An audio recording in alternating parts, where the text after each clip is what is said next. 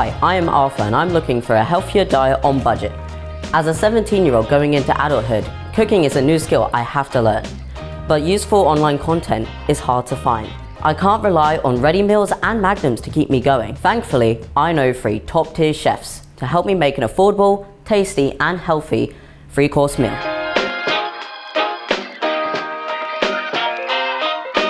I am here with Hazel for our bean dip and flatbread starter. Hi Arthur. So for this dip, we start off with garlic and we crush it.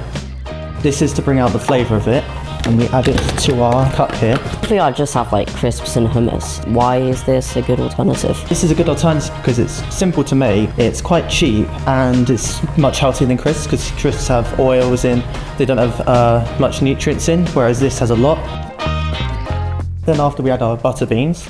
And why butter beans and not chickpeas? You can use whatever bean really. I use butter beans personally because it was in the cupboard and it's quite cheap. They're also a really good source of antioxidants, which is great for your gut, and iron. Next we can add some tahini. This brings out some flavour, gives a nice spoonful. And why exactly should I care about my gut health? You care about your gut health because it impacts your entire life really. You want to feed the good nutrients in your gut because that can improve your resistance to illnesses so you don't get the flu. Next we can add some seasoning. Here I've got a pinch of salt and some lemon juice. And are there any like alternatives I can get? You can change out everything here. You can change out the beans to any bean you want. You can add and increase different flavours. You can add like paprika or any spice like that. You can change out tahini for like yogurt or something. We add the lids, give it a shake, and we blend.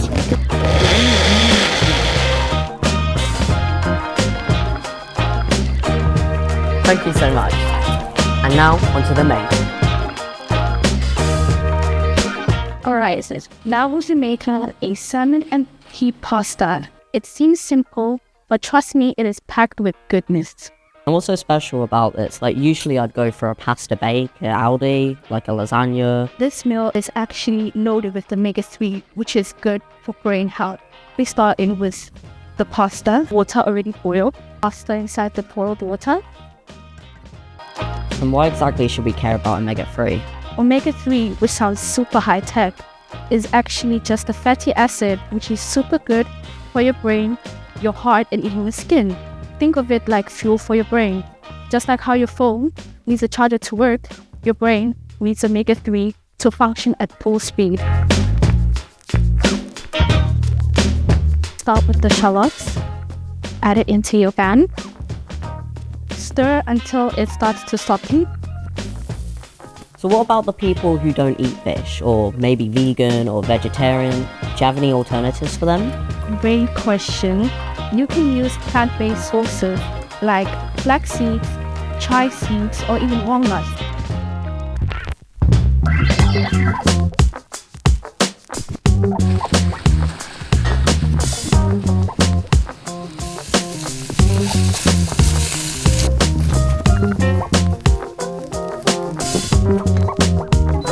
And add peas.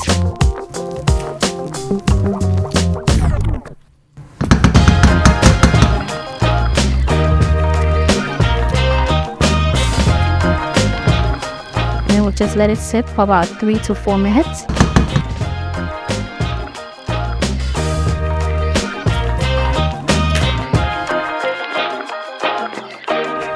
So now mix it in. Lastly, just add some chives.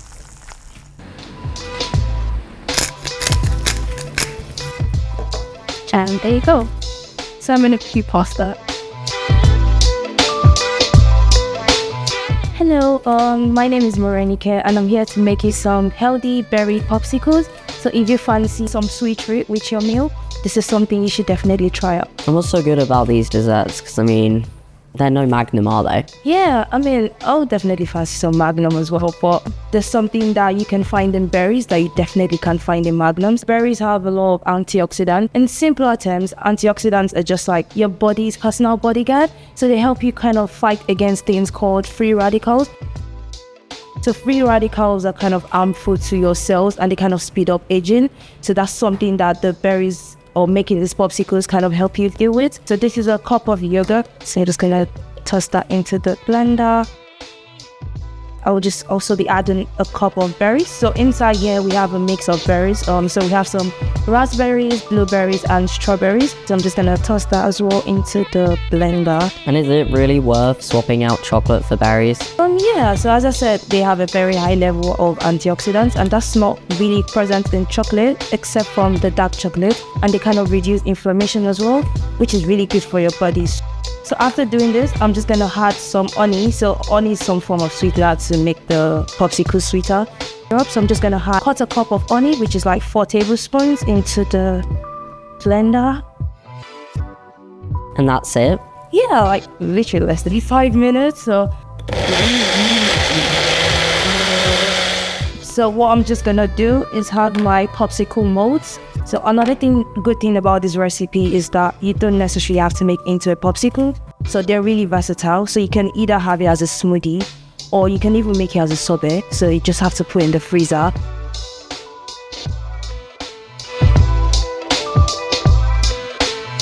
So we're just gonna toss this into the freezer, and usually we leave it for overnight. However, you can just leave it until they're firm enough for you to have it, and that's it.